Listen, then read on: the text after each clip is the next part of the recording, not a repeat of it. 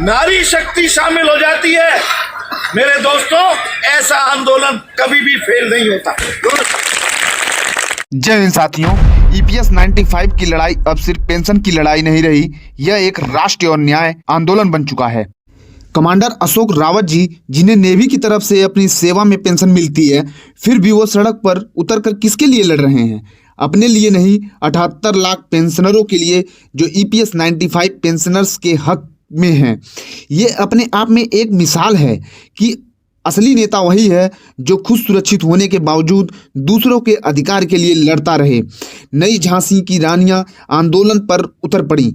दिल्ली में हुआ बड़ा आंदोलन और वहां पे भरे मंच पर अशोक रावत जी के बारे में क्या कुछ कहा, मैं आप लोगों को एक वीडियो क्लिप के माध्यम से मैं आप लोगों को आगे दिखाऊंगा। लेकिन उससे पहले ये बताना चाहूँगा कि उन्होंने क्या कुछ कहा। उन्होंने अशोक रावत जी के बारे में तो बहुत कुछ कहा, लेकिन साथ ही उन्होंने ये भी बताया कि नई झांसी की रानियां आंदोलन की रीढ़, जिस तरह से झांसी की रानी लक्ष्मीबाई ने स्वतंत्रता संग्राम में अकेले अंग्रेजों की लड़ाई के मैदान में उतरी थी, उसी तरह से ईपीएस 95 पेंशनर्स के आंदोलन में भी हजारों महिलाओं की उम्र आखिरी पड़ाव में होने के बावजूद सड़क पर उतर कर कह रही हैं, हम अपने हक के लिए लड़ेंगे चाहे जितना समय लगे। यह महिलाएं सिर्फ प्रदर्शन नहीं कर रही, यह देश को दिखा रही हैं कि हिम्मत उम्र की मोहताज नहीं होती। आइए देखते हैं।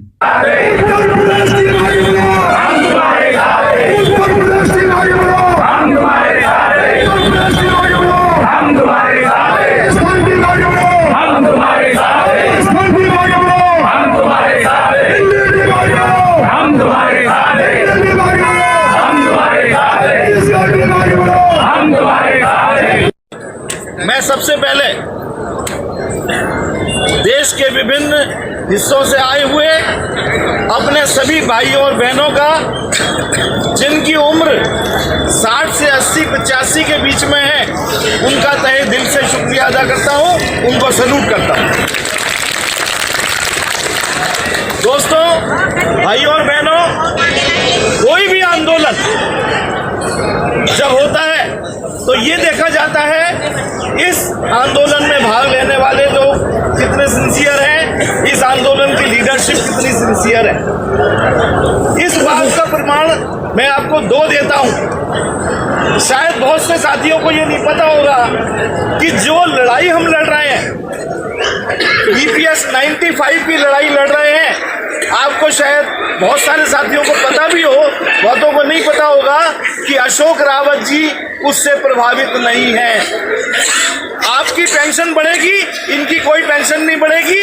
इनको तो जो नेवी दे रही है, सेना दे रही है, वो दे रही है।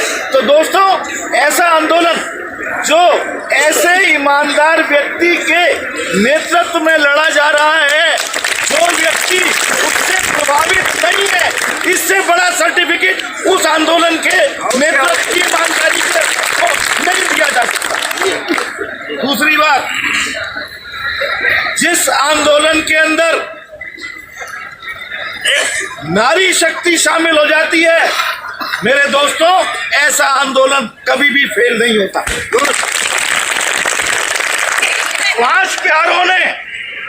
पांच प्यारों ने सिख धर्म की स्थापना की थी, 5 प्यारों ने।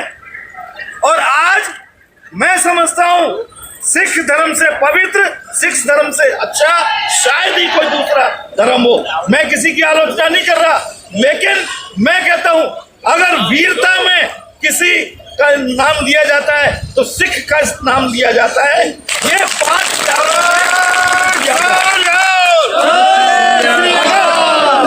अगर एक इंसान, 2 इंसान, 5 इंसान अगर कुछ करने की क्षमता रखते हैं और सर पे कफन बांध ले, मैं कहता हूं दोस्तों, गिनती की कोई जरूरत नहीं। झांसी की रानी ने इस आजादी के आंदोलन को, हमने तो नहीं देखी झांसी की रानी, लेकिन हमने किताबों में पढ़ा, झांसी की रानी ने इस स्वतंत्रता के आंदोलन को, जिसमें करोड़ों लोगों को निजात दिलानी थी गुलामी से, मेरे दोस्तों, एक झांसी की रानी ने उस स्वतंत्रता आंदोलन के अंदर पूरी जान फूंक करके उसको नई दिशा दी थी। और मेरे दोस्तों, यहाँ तो कितनी झांसी की रानी बैठी हुई है, कितनी झांसी की रानी बैठी हुई है। अगर इन झांसी की रानियों ने ये ठान लिया है तो मेरे दोस्तों, सफलता आपके कदम चूमेगी, उसको कोई नहीं रोक सकता। हमारे को आज जलालत की जिंदगी बिताने के लिए मजबूर किया जा रहा है। 1000 पेंशन सरकार ने घोषणा कर दी, लेकिन बहुत सारे साथी हैं उनको 1000 पेंशन भी नहीं मिलती। मैं कहता हूं हम ये मान लेते हैं सबको 1000 गारंटीड है। मेरे दोस्त, एक बूढ़ा बुढ़ा और एक बुढ़िया, दो बूढ़े व्यक्ति जो जैसे जैसे उम्र बढ़ती है बीमारी की ओर अग्रसर कर जाते हैं। क्या 1000 रुपए में, क्या 33 रुपए रोज में वो अपनी दवाई का भी खर्चा कर सकते हैं?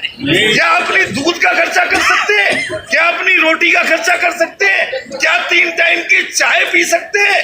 मेरे दोस्तों, अगर ऐसी जलालत की जिंदगी जीनी है तो ये आत्माहुति की जो बात है ये बिल्कुल सत्य है। हमारे को ऐसी जलालत की जिंदगी जीने से बेहतर है इस नाकाम सरकार के आगे हमारे को ये बताना है कि हम मरने के लिए तैयार, हम जान देने के लिए तैयार हैं।